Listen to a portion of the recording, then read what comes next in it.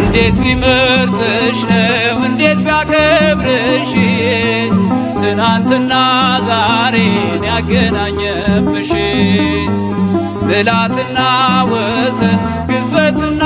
ርቀት ባንቺ ተዋሃዱ ፈጣሪና ፍጥረት ይህን ባሰብ ቁጥር ልቤ ይመሰጣል ከዚህ በላይ